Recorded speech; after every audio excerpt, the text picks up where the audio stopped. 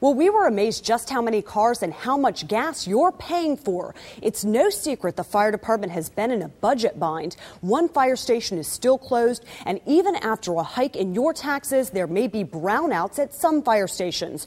But we've discovered the man in charge is being loose with the keys to city cars and loose with your money. We paying for your gas? I have no comment. This is Assistant Fire Chief Joel Baker. We caught up with him outside an Atlanta police academy where he was spending 2.5 months in training. But here you are driving a take-home car and you're basically off the job, correct?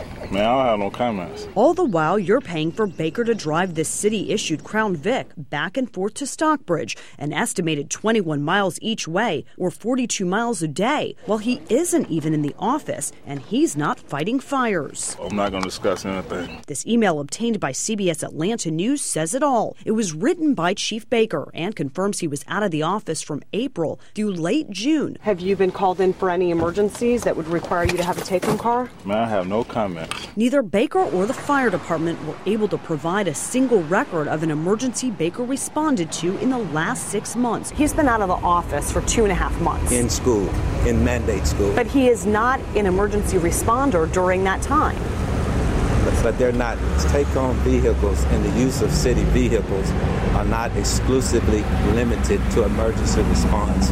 But that's against city policy. In black and white, the policy clearly reserves the use of take-home cars for emergency responders and also says city cars shall not be driven home during extended leave periods of more than 3 days. According to the city rules, that car should have been parked. And we found this isn't an isolated incident. Baker's car and a dozen other fire vehicles were never even approved for take-home status by the city of Atlanta. Some people say that you guys are doling out take-home cars with no accountability and that you're wasting tax money. No, that's not true. So how are these cars of benefit to you? When we requested records of callbacks or any accountability to show these take-home cars were in any way critical to the safety of Atlanta citizens, of the 22 employees with take-home cars, only 11 had any record of being called back for even a single emergency. How often are these guys called back? Ma'am, I've tried to give you all the answers. You're not wanting to hear the truth? I'm asking you. CBS Atlanta News questioned the legitimacy of the few callback records the fire department did provide us after this employee, Earl Powell, listed April 31st as a day he was called back into work. April 31st? Well, if you look on a calendar, you'll see April 31st doesn't even exist. Why is there no accountability?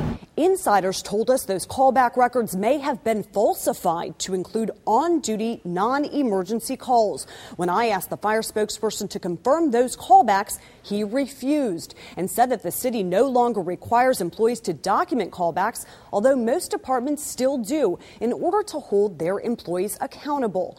We're going to continue reporting on this perk that you're paying for. I'm Wendy Saltzman, CBS Atlanta News.